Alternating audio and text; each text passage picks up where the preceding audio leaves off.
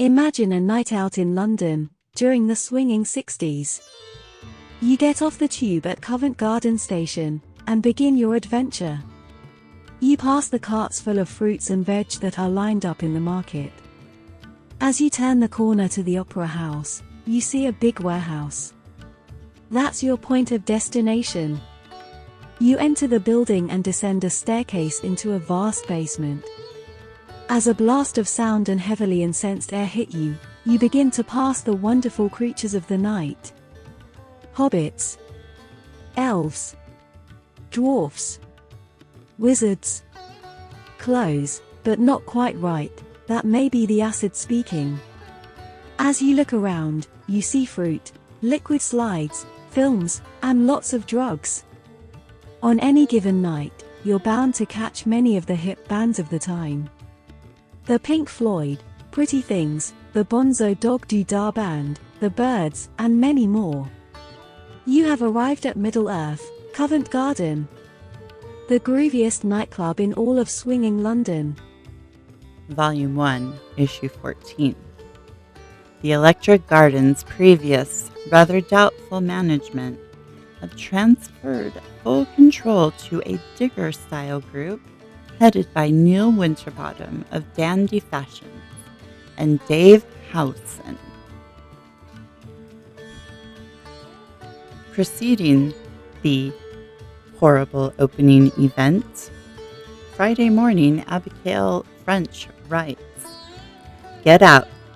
We don't want that bloody newspaper in here," a man claiming to be the owner of the Electric Garden to the editor of It. A strange comment concerning that It had been invited the day before to establish a sales stall there. "You can't sit there. That's for celebrities that are coming tonight." One of the great number of very rude, very aggressive bouncers who seemed to constitute the main part of the club staff. Spoken to Miles, owner of Indica. Actually, no celebrities came. Not surprisingly, because it is impossible to park in Covent Garden, and even if you do, a big truck is likely to run you down. And furthermore, you can't get a cab without walking to Trafalgar Square or Kingsway. Such was the opening of the Electric Garden, the UFO for the middle-aged, Playboy Club for the artistic left-wing intellectuals.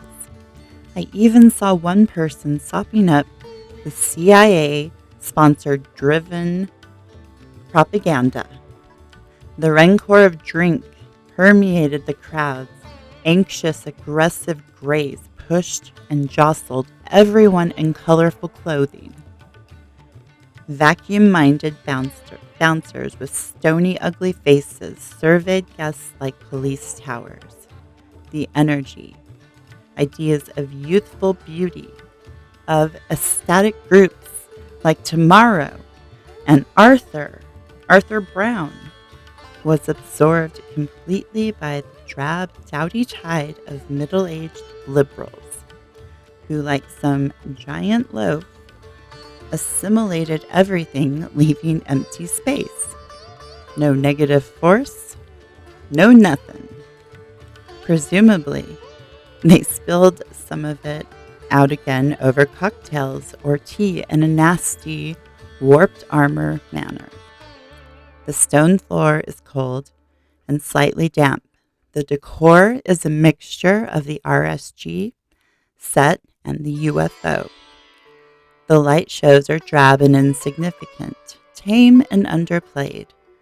The stages are badly placed. One column right in front of it, hastily jointed scaffolding, holds thousands of pounds of lighting equipment that the Electric Garden claimed to have. It's hard to see where that 35,000 pounds has gone. And it is sure, however, that the sole aim of Jesse Reed and Paul Wallman is to get it back as soon as possible. For God's sake, make sure that they don't get it back from you. You can't buy atmosphere and relaxed, beautiful people with money. And it shows. Then Sunday morning, Judy Gems writes, "What the fuck is happening on the scene? Where do the real threats emerge from? The establishment and fuzz? No, baby, that was yesterday's naivety.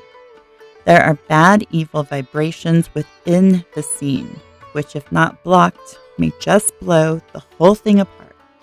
The frauds and hustles with Alexandra Park ticket bread showed that some folk forgot all their beautiful ideas on side of bread. That's personal and small. But last night's explosion at the Electric Garden exposed a group of hard cash gangsters whose sole intention is to cash in, to exploit known artists on the scene, and you, their audience. How did this come about? Who scored? Wake up, Jay Landsman, you're the connection." At 11 p.m. Saturday, May 28th, Yoko Ono and troupe arrive at the Electric Garden to perform at 11:45 p.m. Balloons, floor covered with shreds of silk, and David Madala dancers. Further over, in very corny pop group, play to 300 Whiskey A Go-Go type joyless movers. 11:25 p.m. In bodyguarded lobby, the club owners and club designer Peter Dale meet to vote on allowing Yoko to perform as scheduled. Jess Reed, controlling shareholder, outvoted. Waldman Brothers didn't want Yoko to interrupt the prevailing mood. Peter Dale to Tony Cox, "You're not going to perform that shit here." 11:30 p.m. Jay Landsman persuades the performers to go on. John Latham hears Peter Dale organize the sabotage, the electricians to kill Yoko's mic. DJ John Anthony plans to cut in with recorded music. 11:45 p.m. Sam Gopal offers Yoko his microphone. No use. Yoko continues. Tony Cox makes his way to tape deck to cut interrupting blast. Is grabbed by part owner Brian Waldman, dragged into corner, thrown on floor, smashed. Jay tries to break it up, is also attacked. Waldman to Cox, "You'll never get out of this place alive." Jay tells Tony to announce to the audience what has happened. Tony Cox announced to the club that the club is run by gangsters, asks International Times supporters to call fuzz. Some senseless audience members think it's all part of the show. Mass confusion. Yoko Ono, tied with bandages to chair, helpless. 12:05 a.m. 5 fuzz in a van arrive. Yoko, untied, finally quits the stage. At 12:10 a.m., the office. 2 fuzz stand by. Cox and Waldman yell, abuse, threaten each other. Landsman meditates, tries to cool the scene. The performers leave unpaid, followed by the entire audience and light show operator, apologizing, announcing split amongst staff, half planning to follow Yoko out. Here endeth the even and beginneth the power struggle scene. Vivious, treacherous, and completely evil.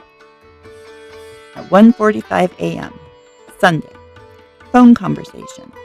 Landsman tells Judy Gems, many apologies. Also, he has been fired. 1:45 p.m., phone conversation. Landsman tells Tony Cox, he has been reinstated in the job of artistic controller with added power. Jay Landsman says, I feel so powerful, I don't think I can fuck. The people responsible for the attack, the Waldman brothers, designer Peter Dale and DJ John Anthony, fired. At 5:30 p.m. Landsman tells Gems he now has absolute control. The owners realize the place must be run with taste. Bouncers and DJ to be fired. The Waldman Mafia and Peter Dale remain silent. Some say Jess Reed is a harmless American cat who vaguely digs the scene. Possibly Landsman's intentions are clean, to provide the scene with bread and a well-equipped professional place. But it can't be done this way. The underground can do without the mafia support. It will not degenerate into a commercial racket, worse than any its existence protests against. From the sewer facts emerge. The scene is not underground anymore. No longer are small groups in private places moving on. Even at UFO in Southampton Row, bread is changing hands. The alliances are being swapped around. Fuzz protectors? How will we handle the other structures and survive?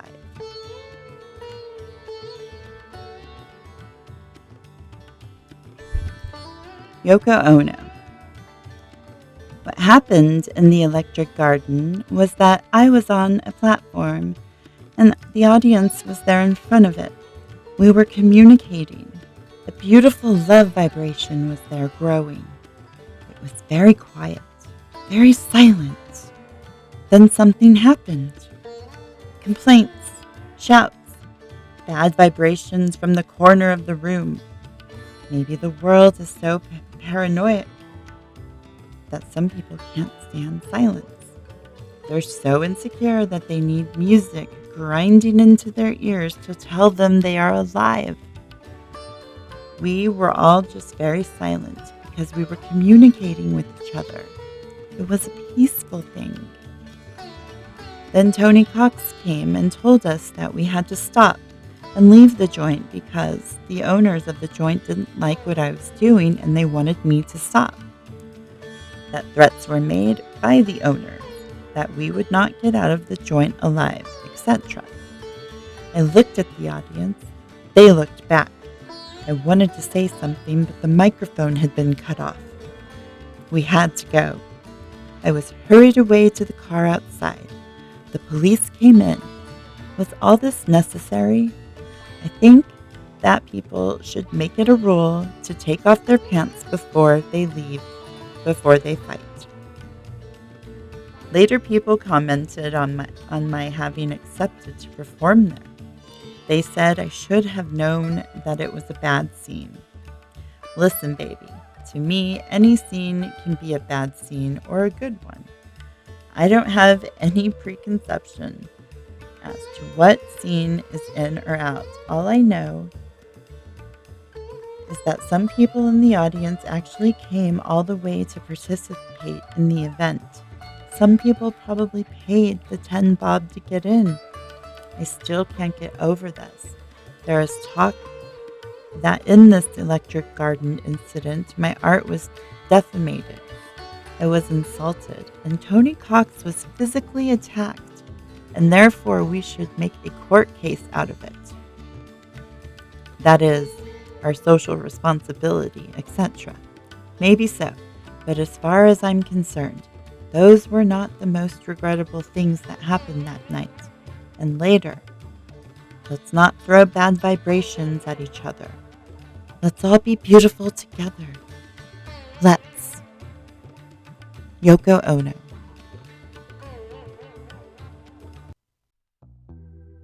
All right, guys, this is sidebar discussion after those articles explaining to us what exactly happened at the Electric Garden in Covent Garden,